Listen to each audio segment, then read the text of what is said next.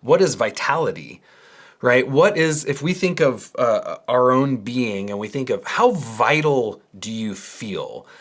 And like, what does that mean? Like, what does it mean to be vital? Well, I think there's a lot of qualities and characteristics about having good vitality that we can see in people, right? I mean, first off is like, how much energy do you have, right? Are you kind of dragging ass and sluggish and hard fatigued and hard to get out of bed in the morning? Well, if that's the case, then you're probably not very vital, right? I think there's a glow to the skin, to the eyes, to the awareness.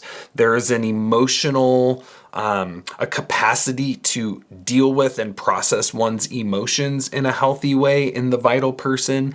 The vital person, there's a certain clarity of mind, focus, cognition, good memory in the vital person.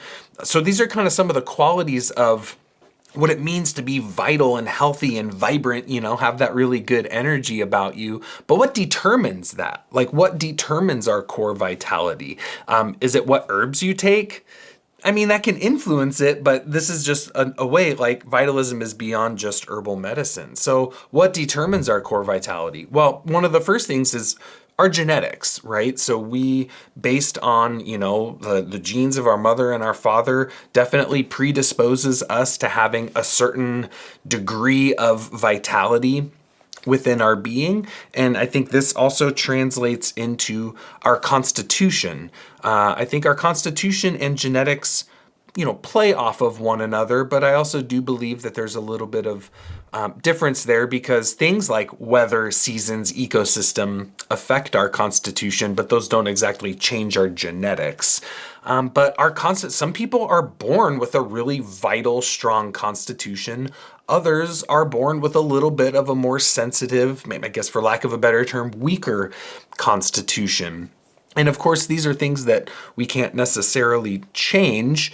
And this is what in Chinese medicine we would say is like our jing, like our inherited jing, like how much juice do we have? How much vitality do we have on that core fundamental level?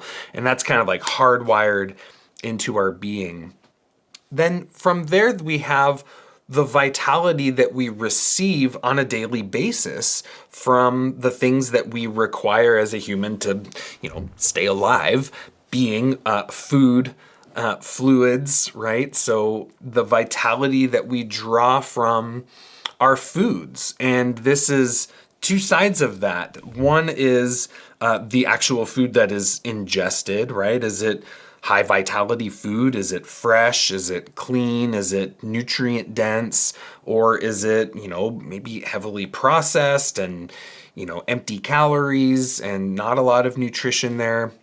So there's the food part of that. On the flip side of it, there is your digestion. Digestion is huge in vitalist systems and approaches to healing because that's where we're getting our vitality from on a daily basis is our food and our ability, not just our food, but our ability to digest, absorb, assimilate the foods and the nutrients that we eat. So I remember, one of my teachers from Bastyr said, there's that saying, you are what you eat, but it's not really true. It's more you are what you assimilate. And I remember that it really struck me, or I was like, wow, that shows it's like you can eat the best, highest quality, organic, locally grown, nutrient dense, permacultured, biodynamically, food, the most amazing food in the world. But if your digestion is not optimal, you're not going to be able to extract the vitality and the nutrition from those foods.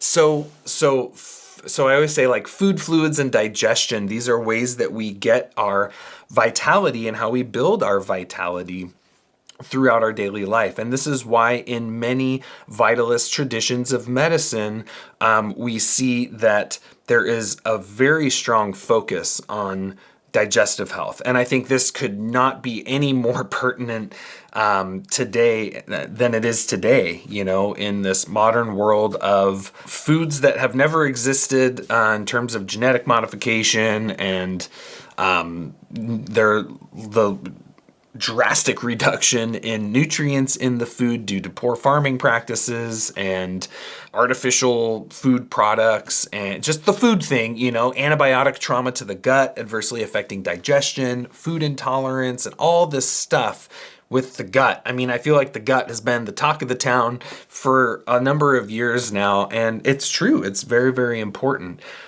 And many vitalist systems of medicine really see that the gut, your digestion, is the root of the vital tree.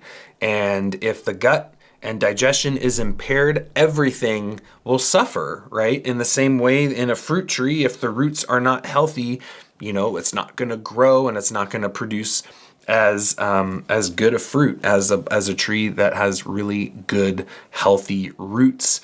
And so I like to think of the root of a tree as like our digestive system, and the soil that root is growing in is the environment, is like the food and the nutrients that are made available to it. So these are the things that determine our core vitality.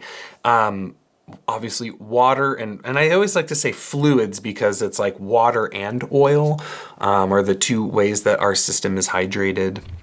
And then last on this point is sleep and rest. This is how we rejuvenate and recharge on a daily basis. This is, what's one sign of vitality? A lot of people would say probably energy. And well, what happens when we don't have energy? Well, we feel tired. What should we do when we're tired? Sleep. And that's a vitalist approach, is when you're tired, sleep. It's a vital response. It's an intelligent response of the body to say, hey, it's time to stop and slow down and rest. Now, of course, that's really taboo to say in our modern world. It's like we're taught to push ourselves and to work until we're all burned out. And I think it's just important that we recognize the importance and the medicine of adequate rest and sleep. This is how our nervous system rejuvenates, our hormones, our liver. So much of our physical rejuvenation is happening while we are resting. And I think there's a balance with sleep, though. There is such a thing of, in my opinion, too much sleep. If anyone's ever, woken up in the morning and maybe you're like feeling pretty alert and aware, but you're like, oh, I'll just roll over and get a little more sleep. And you roll over, you fall back asleep, and then you wake up and you're like super groggy and out of it. And, there's kind of an edge there where too much is not good as well. So there's a balance with our rest and the way that sleep does rejuvenate and rebuild our vitality. And this is why a big premise of so many protocols and things like that for people with endocrine and nervous system exhaustion and burnout is actually rest therapy, where people need to kind of rejuvenate themselves through the healing power of sleep and rest. So these are some of the things that determine our core vitality. And if you notice, a lot of that is really outside the sphere of herbal medicine.